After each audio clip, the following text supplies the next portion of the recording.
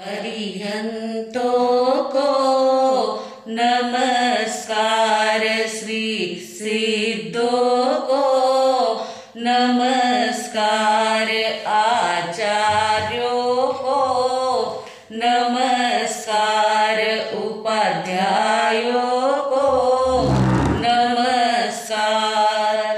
जग में जितने साधु गण है, जग में जितने साधु गण है, मैं उनको वंदू बार बार, मैं उनको वंदू बार बार। अरिहंतों को नमस्कार, श्री सिद्धों को नमस्कार। ध्यान मूलम गुरुर्मूर्ति, पूजा मूलम गुरुपदम, मंत्र मूलम गुरुर्वाक्यम, मोक्ष मूलम गुरुकृपा, मोक्ष मूलम गुरुकृपा। अनंत उपकारी पूज्य वरों के चरण कमल में कोटिशा वंदन। अनंत उपकारी जन जन के आस्था केंद्र आचार्य सम्राट गुरुदेव पूज्य श्री आनंद ऋषि जी महाराज साहब के पावन स्मृति में शतशः अभिवादन। वर्तमान आचार्य डॉक्टर शिवमुनि जी महाराज साहब, युवाचार्य पूज्य महेंद्र ऋषि जी महाराज साहब, प्रवर्तक पूज्य श्री कुंदन ऋषि जी महाराज साहब के चरण कमल में कोटिशा वंदन। तपस्वी रत्न पूज्य किशन मुनि जी महाराज साहब, श्रुत स्थविरा प्रखर व्याख्याता गुरनी मैया डॉक्टर पूज्य धर्मशिला जी महासती जी के पावन स्मृति में शतशः अभिवादन। उपस्थित धर्म प्रेमी भाइयों, करुणामूर्ति माताओं तथा बहनों, हम बड़ी साधु वंदना के ऊपर विचार कर रहे थे।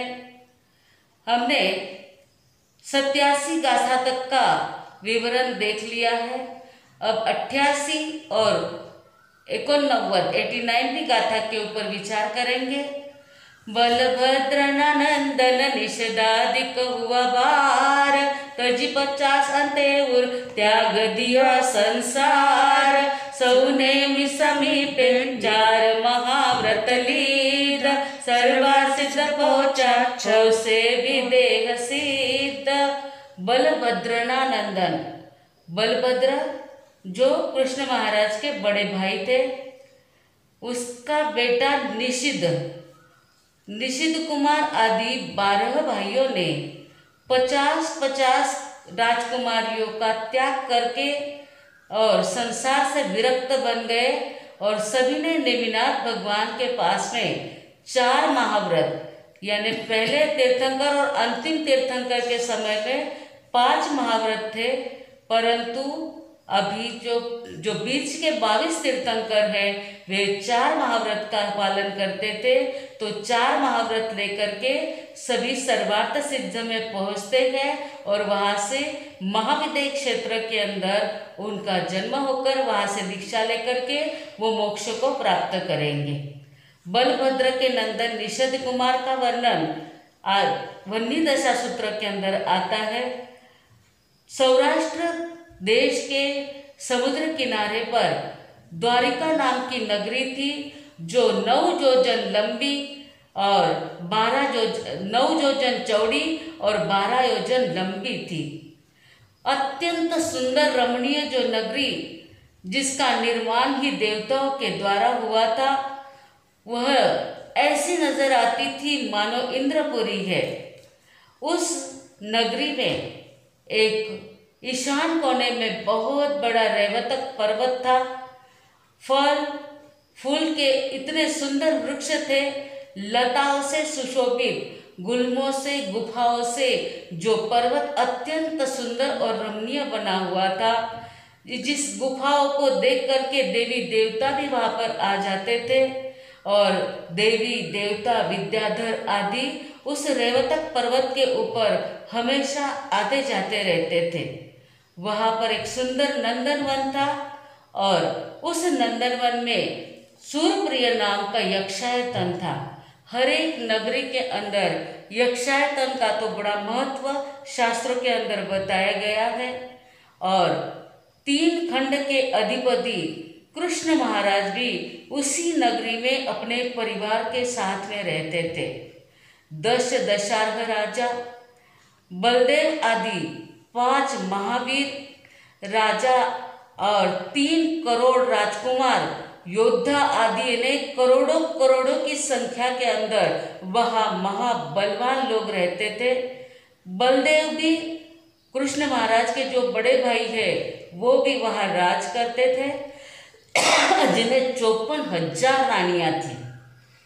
और 54,000 रानियों में जिनकी रेवती नाम की जो रानी थी वह अत्यंत प्रिय पात्र थी, प्रीति पात्र थी। वह रेवती रानी ने एक बार स्वप्न के अंदर देखा कि एक सिंह उसके मुंह में प्रवेश करता है। अर्धरात्रि के समय स्वप्न देख करके रेवती जाग जाती है। जाग करके बिल्कुल मंद गति से वह बलदेव के पास में जाती है और बलदेव राजा को जाकर के अपना स्वप्न सुनाती है। तब बलदेव हर्षित हो जाते हैं और कहते हैं, आप एक पराक्रमी पुरुष को जन्म दोगी।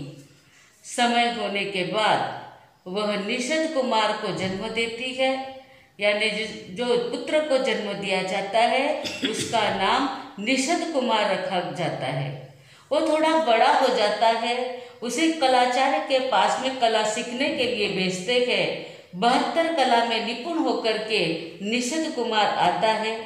योग्य उम्र देख करके उसको 50 श्रेष्ठ राजकुमारियों के साथ में उसका विवाह कर दिया जाता है। वह 50 करोड़ का सोना मोहरे, 50 करोड़ हिरण्य सुवर्ण आदि लेकर के वह 50 राजकुमारियाँ आती है और 50 राजकुमारियों के लिए 50 महल बनाए जाते हैं और वहाँ पर सुख से जो निषद कुमार है वह सांसारिक सुख भोगते रहता है। ऐसे ही सांसारिक सुख भोगते हुए एक बार उन्हें पता चलता है कि भगवान अरिष्ट ने भी गंधर्व दत्त अनगार आदि के 18,000 साधुओं के साथ में तथा यक्षिणी आदि 40,000 साध्वियों के साथ में ठाट वहाँ पर आए हुए हैं। और उनको आए हुए जान करके निषद कुमार कृष्ण महाराज आदि संपूर्ण राजा प्रजा, बलदेव आदि राजा प्रजा के साथ में निषद कुमार अपनी 50 पत्नियों के साथ में सारे लोगों के साथ में ठाट बाट से दर्शन के लिए जाते हैं।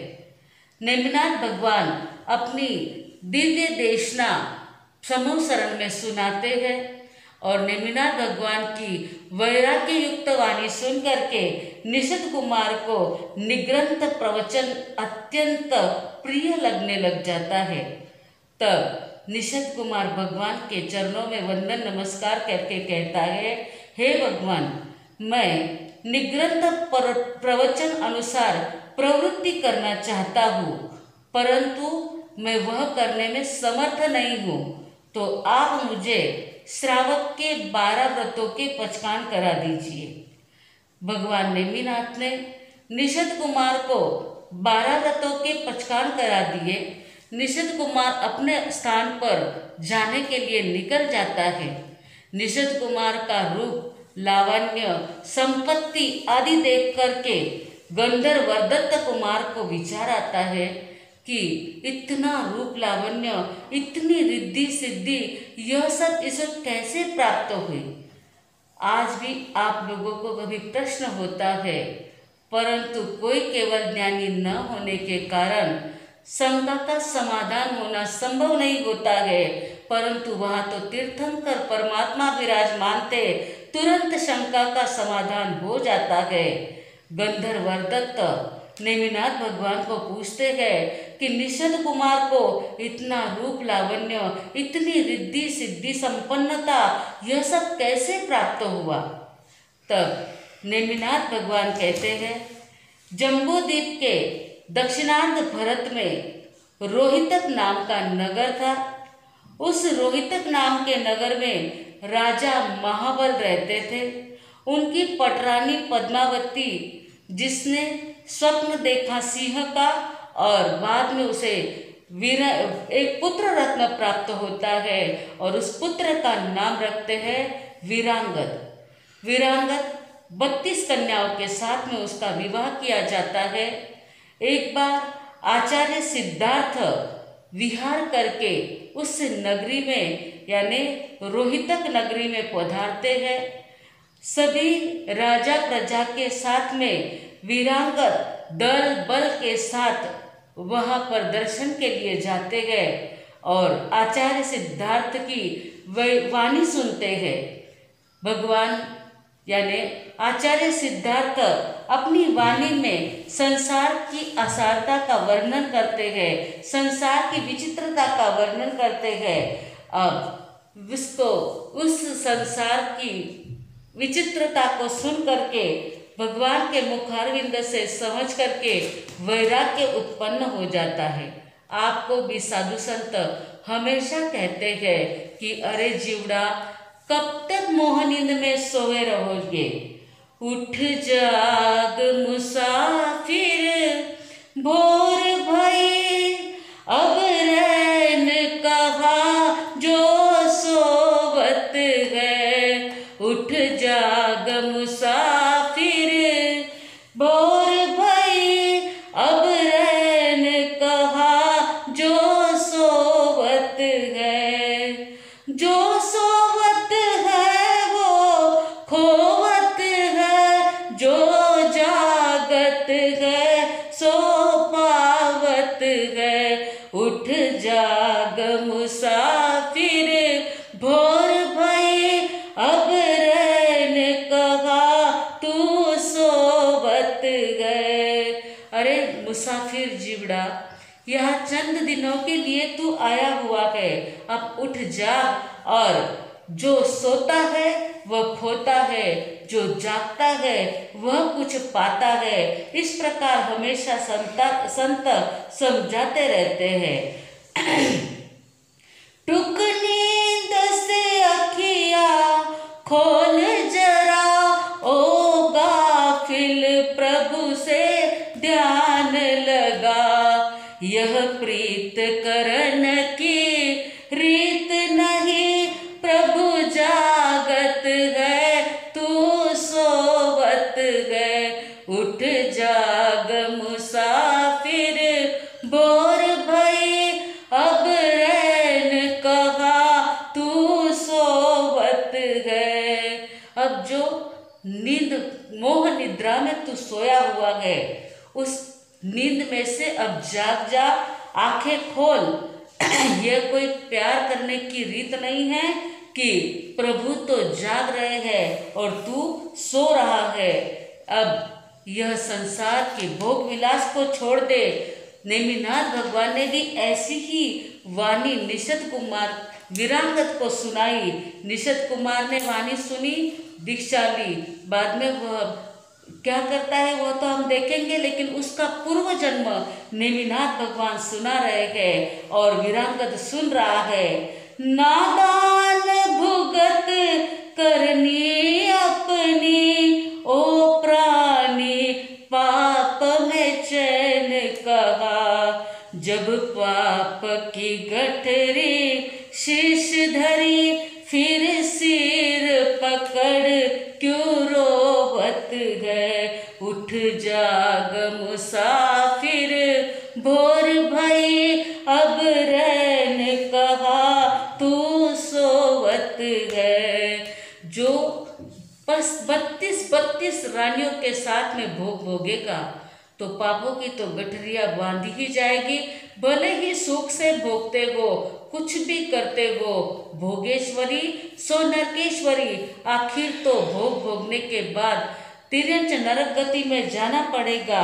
इसलिए अभी ही जाग जाओ, बाद में जागने से कोई फायदा नहीं होने वाला है।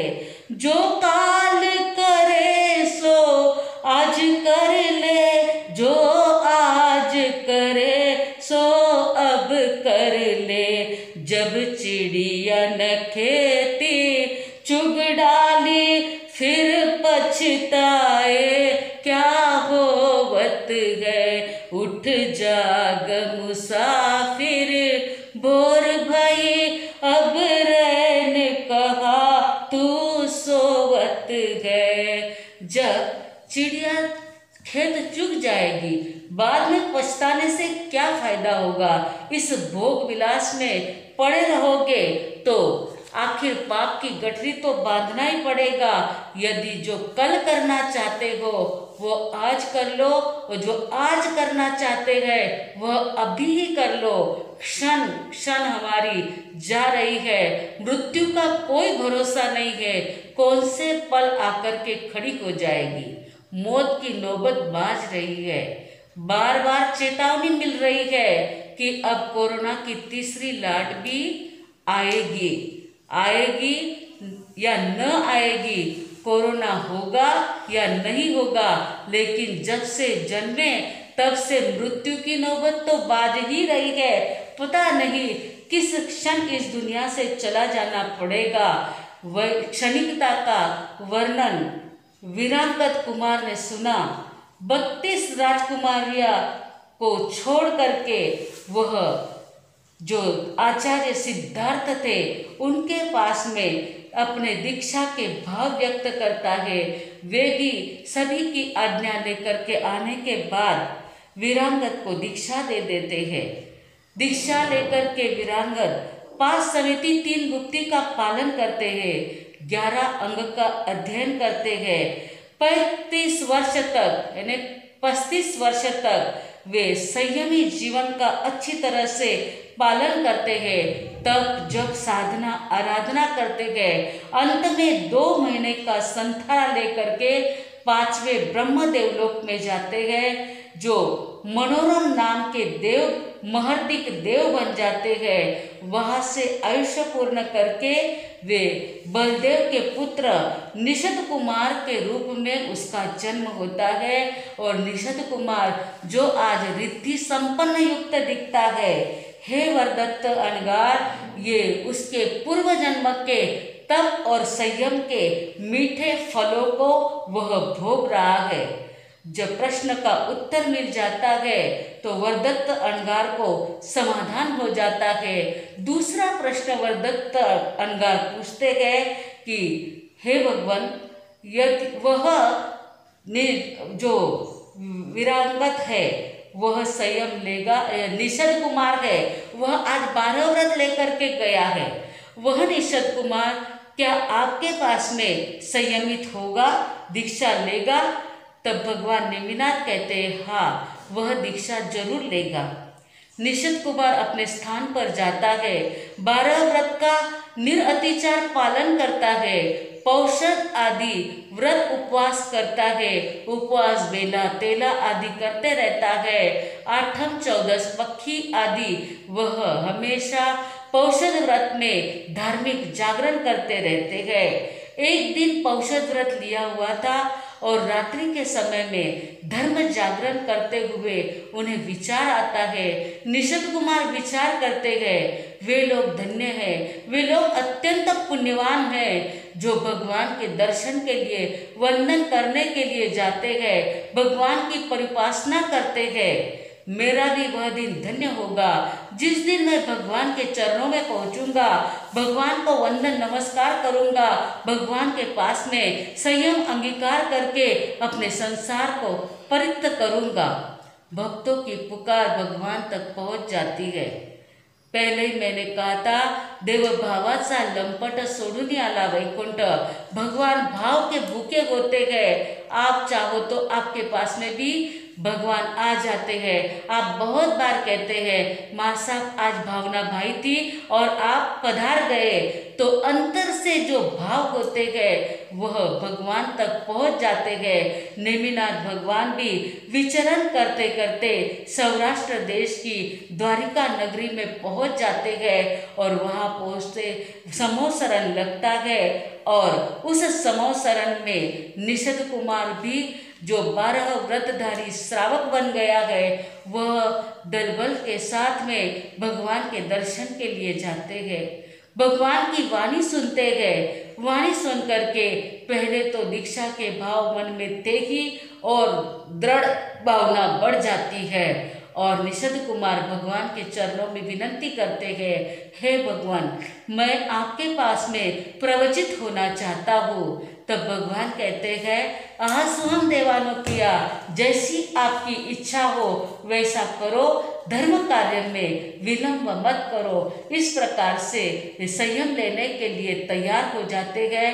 वह 11 अंग का दीक्षा ले लेते हैं, 11 अंग का अध्ययन करते हैं, बेले बेले आदि विविध प्रकार की तपश्चर्या करते हैं और 9 वर्ष तक संयम का पालन करके अंत में 20 दिन तक संथारा ग्रहण करके सर्वार्थ सिद्ध विमान में जन्म लेते हैं। सब प्रकार के सुखों का जहाँ पर साम्राज्य है ऐसे सर्वार्थ सिद्ध विमान में वे उत्पन्न होते हैं। वहाँ से महाविद्य क्षेत्र में मनुष्य जन्म प्राप्त करके वहाँ दीक्षा लेकर के 1 मास का संथारा करके सिद्ध बुद्ध और मुक्त बनेंगे। इस प्रकार से उनका निषद कुमार का वर्णन आता है। निषद कुमार के और भी 11 भाई होते हैं, वे 11 भाई भी निषद कुमार के समान दीक्षा लेते हैं। वे भी संयम आदि का अच्छी तरह से पालन करते हैं और महाविद्य क्षेत्र में संयम लेकर के संयम का पालन करके देवलोक में जाएंगे। देवलोक से पुनः मनुष्य जन्म लेकर महाविद्य क्षेत्र में मनुष्य जन्म प्राप्त करके और महाविद्य क्षेत्र से सिद्ध बुद्ध और मुक्त बन जाएंगे। इस प्रकार अरिष्टनेमि भगवान अपने जैसे 40,000 साध्वियाँ और 18,000 साध्वियों संतों के साथ में द्वारका नगरी में पधारते हैं और निषद कुमार कैसे दीक्षा लेता है उनका वर्णन अपन ने सुन लिया है। इस प्रकार यह रेवती माता का पुत्र निषद कुमार 35 वर्ष तक संयम पालता है और उसके जो 11 भाई हैं वे भी संयम आदि का पालन करके आत्मा का कल्याण करते हैं। 12-12 भाई दीक्षा ले लेते हैं। यहाँ पर संसार में जितने भी बेटे हो एक यदि दीक्षा का नाम निकाले तो लोगों को लगता है न ले तो अच्छा, परंतु ये राजकुमार संयम ले लेते हैं तो संयम का कितना महत्व है यह भी हम समझ गए तो आत्मा का कल्याण हो जाता है। निषद कुमार तो 9 वर्ष तक संयम पालन करते हैं, परंतु निषद कुमार के पूर्व में जो वीरांगत है वे 35 वर्ष तक संयम का पालन करते हैं। ऐसे संयमी आत्मा अपने जीवन का कैसे कल्याण करते हैं यह सुन कर आप मन में संकल्प करें, जब तक हमारी दीक्षा न हो जाए तब तक एक वस्तु का हम त्याग करेंगे। कोई भी वस्तु छोड़े, भले नहीं भाती हो वह वस्तु भी छोड़े, परंतु वह वस्तु देखने के बाद भी आपको याद आ जाए कि जब तक संयम ना लूं तब तक इस वस्तु का मुझे त्याग है, तो आपको बार बार याद आते रहेगा कि मुझे एक न एक दिन दीक्षा लेनी है। भले ही इस भव में दीक्षा न मिले लेकिन अगले भव में तो भी दीक्षा प्राप्त होगी। तो ध्यान रखना चाहिए, त्याग से क्या नहीं प्राप्त होता है। रिद्धि, संपत्ति, रूप, लावण्य सब कुछ प्राप्त हो जाता है।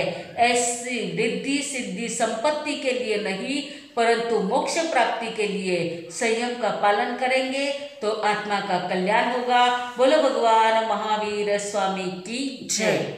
आज के प्रश्न, पहला प्रश्न है बलदेव की पटरानी का नाम। बलदेव की पटरानी का नाम क्या था? दूसरा प्रश्न है अरिष्टनेमि कितने साधु साध्वी के साथ द्वारिका नगरी पधारे? अरिष्टनेमि भगवान कितने साधु साध्वी के साथ द्वारिका नगरी में पधारे, आपको टोटल बतानी है। तीसरा प्रश्न है निषद कुमार पूर्व भव में कितने वर्ष तक संयम पालन किया? निषद कुमार ने अपने यानी उनके पूर्व भव में कितने वर्ष तक संयम पालन किया? यह तीसरा प्रश्न है। रोजाना की तरह आपको जवाब दे देने हैं। आज के सामूहिक पचकान, भोजन के पहले 5 नवकार मंत्र गिनना, भूल जाओ तो दिन भर में 11 नवकार मंत्र कभी भी गिन लेना। आज स्ट्रॉबेरी नहीं खाना, यह भी एक पचकान रहेगा। बड़े महाराज साहब अभी आपको पचकान कराएंगे, उसके बाद मंगल पाठ। भोजन के पहले 5 नवकार मंत्र गिनना, भूल जाओ तो दिन भर में 11 नवकार मंत्र कभी भी गिन लेना। आज स्ट्रॉबेरी या स्ट्रॉबेरी से बनी कोई चीज नहीं खाना। धारणा प्रमाणे उपयोग सहित पचकान। ओ श्री गुरुदेव गुरुजी महाराज साहब की आज्ञा से चतारी मंगलम, अरिहंता मंगलम, सिद्धा मंगलम, साहु मंगलम, केवली पणत्तो धम मंगलम। चतारी लघुत्तमा, अरिहंता लघुत्तमा, सिद्धा लघुत्तमा, साहु लघुत्तमा, केवली पणत्तो धम्म लघुत्तमो। चतारी शरणं पवज्जामि, अरिहंते शरणं पवज्जामि, सिद्धे शरणं पवज्जामि, साहु शरणं पवज्जामि, केवली पणत्तम धम्मं शरणं पवज्जामि। 4 शरणा, दुख हरना, सुख करना, आनंद करना, मंगल करना, सकल कार्य सिद्ध करना, औरण शरणों कोई, जो भवि प्राणी आदरे तो अक्षय अविचल पद होय। बोल भगवान महावीर स्वामी की जय।